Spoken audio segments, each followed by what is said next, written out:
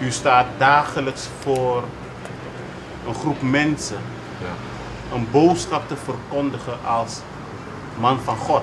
Ja. In de kerk is er een duidelijke scheidlijn tussen goed en kwaad. En voordat u hoeft het eigenlijk verder niet eens uit te U maken. voelt het aan aankomen. Onze plicht als herders, als kerkelijke leiders, als hoeders is één, om de volk te beschermen tegen het kwaad, beschermen tegen zonde, beschermen tegen alles wat slecht is. Dus het is onmogelijk dat ik gewoon kan blijven spreken elke zondag en doen alsof er niks aan de hand is hier op Bonaire. Er is een hele hoop aan de hand hier op Bonaire. Als Bonaire gedreigd wordt, hier geconfronteerd, als mijn kleinkinderen, als ik denk dat mijn kinderen en kleinkinderen moeten gaan opgroeien in een samenleving met een verschijnsel waar 2 mannen en 2 vrouwen getrouwd zijn en kinderen gaan opvoeden, terwijl wij dat niet kennen in onze cultuur, dat is pijnlijk. En hier kom ik. Wat gebeurt er als een gezin, als ik mijn kinderen thuis opvoed met een bepaalde norm en waarde en men gaat buiten huis en er wordt tegen hun gezegd, in dit geval is de staat, het mag wel. Ja. En ik zeg thuis, het mag niet. Nee, maar de staat zal zeggen, en u noemt wat, de staat zal zeggen van nou, en ik denk wat jongeren voor de tv en wat progressievelingen onder de Bonaireaanse gemeenschap. Ach, kooi chapo, kooi achterhaald. Hè? Je zeurt. Wat zegt u dan? Ik zeur omdat kwaad ten alle tijden een bedreiging is voor de behoud en de bescherming van de samenleving.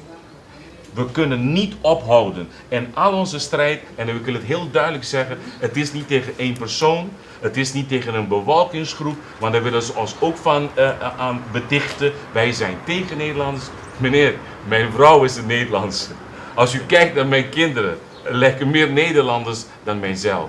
Het gaat niet tegen een volk, het gaat niet tegen 1 persoon, het gaat tegen het kwaad. Als men gelogen heeft tegen ons, liegen is een zonde. In de 10 geboden staat, gij zult niet liegen. En als er gelogen is, wat hoor ik te doen als verkondiger van het woord van God? Dan hoor ik op te staan. Ik heb de autoriteit van het woord om op te staan tegen het kwaad. Ik heb de autoriteit van het woord om op te staan tegen onderdrukking, tegen misleiding, tegen kwaad. Ik moet opstaan. Anders ben ik niet waardig de functie te bekleden waartoe ik geroepen ben door de Almachtige God.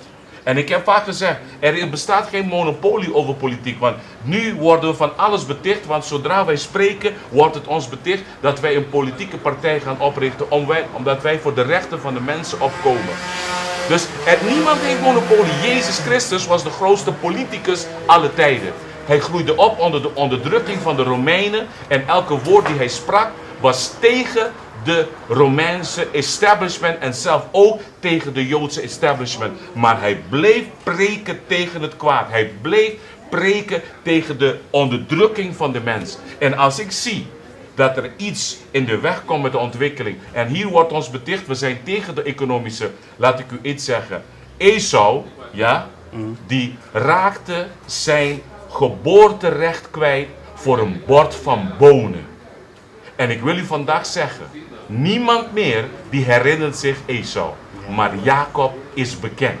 En ik wil u zeggen, ik heb in 2006 aan de voltalige kabinet van de Nederlandse Antillen met de waarnemend gouverneur heb ik gezegd, wij moeten oppassen mensen dat wij onze recht, onze waardigheid als volk, Bonaireaans, Antilliaanse volk, niet kwijtraken, omdat er ons voorgehouden wordt dat wij geen schulden meer hebben en dat wij te eten zullen hebben. Ik zal u zeggen, wij hebben altijd gegeten en gedronken op deze eilanden. En gedanst. En gedanst en vreugde gehad. Dus het moet niet zo lijken alsof nu de grote oplossing komt. Dat de gouden kalf komt er nu aan. Want wij willen geen gouden kalf. Wat wij willen is het recht om onze kinderen en kleinkinderen in een Bonaire op te voeden waar er respect en normen en waarden is voor onze cultuur. Waar hoe wij opgevoed zijn door onze ouders en grootouders.